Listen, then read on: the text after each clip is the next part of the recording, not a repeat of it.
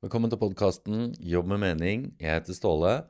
Det er litt interessant, for hver gang det blir ferie, så får jeg ofte flere henvendelser fra folk som ønsker en samtale. Og det er jeg veldig glad for det første fordi det er helt fantastisk å høre alle de historiene som er der ute, og ikke minst det å kunne jobbe sammen for at andre skal kunne komme seg videre fra der de står nå. Det er noe av det jeg liker aller best med å drive meningsfulljobb.no, så det er jeg veldig takknemlig for. Men folk tar ikke kontakt alltid nødvendigvis fordi de har bestemt seg for å bytte jobb, eller at det er noe som er sånn veldig gærent på arbeidsplassen som er nødt til å ordnes nå med en gang. Men det handler kanskje ofte mer fordi når de har fått ferie, så har de endelig fått litt avstand fra hverdagen, og da kan det handle litt mer om sånn, jeg er litt usikker på hvor er jeg egentlig på vei nå, eller jeg trenger egentlig bare noen å tenke litt høyt sammen med, eller bare å ha en sparingspartner, rett og slett. Um, og jeg tror det ofte bare handler om at når tempoet bare senker seg, når ferien kommer, så dukker det ofte opp kanskje flere spørsmål som vi ikke helt har plass til ellers. Og et av de spørsmålene som kan dukke opp i en sånn samtale, har jeg lyst til å utforske litt sammen med deg i dag her i denne episoden. Og det er veldig sånn basic i utgangspunktet, men her ligger det mer under overflaten. Nemlig, hvorfor går du på jobb hver dag? Og det høres kanskje ut som et sånn enkelt spørsmål å svare på, men bare prøv å svare på det. Tenk deg at en 5-åring stilte deg det spørsmålet her: hvorfor går du på jobb hver dag? Svaret kan være veldig interessant. Og så et oppfølgingsspørsmål som kan gjøre det enda mer interessant. For er det svaret du kom fram til nå, det du ønsker at det skal være? Eller kjenner du at du skulle ønske at det svaret var et annet? Og for min egen del, da jeg tenker tilbake på en av mine første jobber, så husker jeg at svaret på det spørsmålet, det var utrolig enkelt. Fordi jeg startet å jobbe i butikk, og hvis jeg skal være helt ærlig med deg, jeg var ikke spesielt motivert for den jobben. Jeg hadde egentlig bare mest lyst til å være fulltidsstudent på den tida der, og ikke måtte innfinne meg på en arbeidsplass. Men det som fikk meg til å ta den jobben, og det som fikk meg gjennom første måneden, var at jeg satte meg et veldig klart og tydelig mål. Og det var at når første lønna kommer, så skal jeg kjøpe meg et nytt trommesett. Jeg skal bare reward myself, gi meg en belønning for at jeg kom meg gjennom første måneden. Og du, det var egentlig grunnen til at jeg gikk på jobb, at jeg ble motivert for å gå på jobb i det hele tatt. Men du, det som var litt sånn spennende da, det var at det skjedde jo noe. Fordi plutselig litt ut i den andre måneden så oppdaget jeg at, oi, jeg liker jo faktisk den jobben her. Det her var mye mer gøy enn det jeg trodde i utgangspunktet. Jeg trivdes jo veldig godt med kollegaene der, og jeg bare kjente at det her var egentlig veldig gøy. Og det er jo noe med det. Fordi det svaret på det spørsmålet, hvorfor går du på jobb? Det kan endre seg over tid. Og for mange så vil det endre seg over tid. Og det gjorde det for meg også, fordi plutselig så var det sånn, jeg gikk ikke bare på jobb for å få penger lenger. Det handlet ikke bare om lønn, det handlet om noe mer. Og det er også det som gjør at det spørsmålet her er så interessant. For det første svaret er ofte ganske enkelt for veldig mange. Det er at jeg går på jobb for å tjene penger, eller jeg går på jobb fordi jeg må jo bare det. Og du, det er helt legitime svar. Det er ikke noe gærent i det nødvendigvis, for særlig dette her med lønn. Vi trenger alle en inntekt, og jobben gjør jo at vi kan betale for regningene våre og leve livene våre sånn, cirka sånn som vi ønsker. Men det er når vi stiller det oppfølgingsspørsmålet, om det svaret du ønsker at det skal være. Det der det begynner å skje noe annet med oss. Fordi der kommer det gjerne et litt annet svar. Og det kan være noe sånt noe som i de samtalene som jeg har hatt i det siste, at nja, jeg skulle jo egentlig ønske at jobben kunne gi meg mer energi enn det den tar. Eller at jeg kjenner at jobben faktisk betyr noe, eller at det jeg gjør betyr noe. Det at jeg gleder meg til å gå på jobb, at jeg får brukt mer av den jeg er i jobben, og ikke minst det at jeg bidrar til noe større som jeg kjenner at jeg tror på. At jeg ikke bare går på jobb for å tjene penger, for eksempel. Eller at jeg går på jobb fordi, ja, men jeg har jo en kontrakt, og jeg må jo det. Og du, det har også fått meg til å tenke litt på hvorfor det ofte så stor avstand mellom svarene på de to spørsmålene her.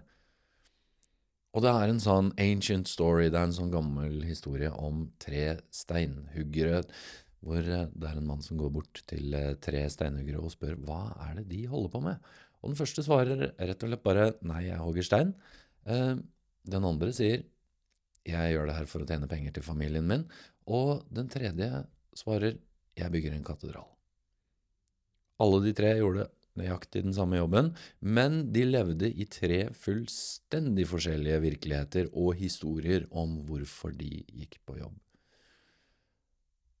Og jeg tror også, svaret på hvorfor vi går på jobb, det jo sjelden statisk. Det forandrer seg både gjennom livene våre, men det har også forandret seg gjennom historien.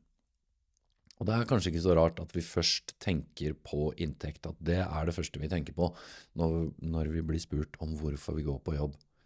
Fordi gjennom store deler av historien så har jo også dette her med arbeid først og fremst handlet om å overleve, og skaffe mat på bordet, og få tak over hodet, og det å gi en trygghet for familien, for deg selv, og for de rundt deg som du bryr deg om.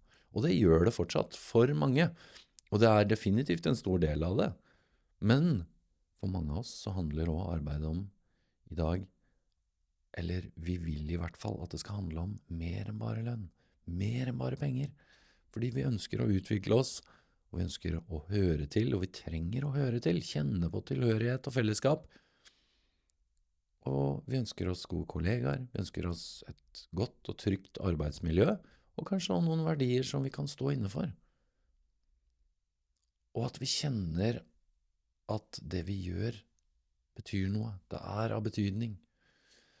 Og du, det betyr ikke at lønna har blitt noe mindre viktig, men for mange den rett og slett bare ikke nok alene. I hvert fall ikke i lengden, selv om den kan være det i perioder. Men du, det finnes også kanskje et enda viktigere spørsmål i det her. Ikke bare sånn, hvorfor går du på jobb, men hvem blir du av å gå på jobb hver dag? For når du ser på arbeidslivet ditt akkurat nå, selv om det kanskje ferie når du hører den her, kanskje ikke, så det likevel viktige tanker. Nå som du har tid til å tenke litt større tanker. Kjenner du at du blir større når du tenker på å gå på jobb hver dag? Utvider det livet ditt og gjør det livet ditt bedre? Eller kjenner du på at du blir litt mindre av det? Og du, det her handler ikke først om stillingstittel og lønn og status, men det handler om hvem du i ferd med å bli. Og da det noen sånne viktige ting å gå litt dypere i. Hvis du kjenner at du blir mindre, når kjenner du at du blir mindre? Kanskje det handler om at du må legge litt lokk på den du at du ikke kan være deg selv på arbeidsplassen, at du ikke får brukt styrkene dine, at du kjenner at du går hjem og du helt tappet for energi, eller kanskje du rett og slett bare prøver å komme deg gjennom uka. Og på den andre siden da, når kjenner du at du blir større i arbeidshverdagen? Når det du glemmer time and place, tid og sted? Når det du får brukt det beste i deg? Når lærer du noe nytt på jobben? Når lærte du sist noe nytt på jobben? Tenk på den.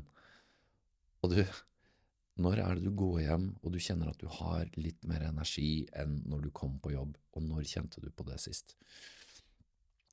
Og det jo kanskje derfor det litt sånn grunnleggende spørsmålet, hvorfor går du på jobb, så viktig også, fordi svaret på det spørsmålet over tid med på å forme hvem du blir, og hvem du på vei til å bli.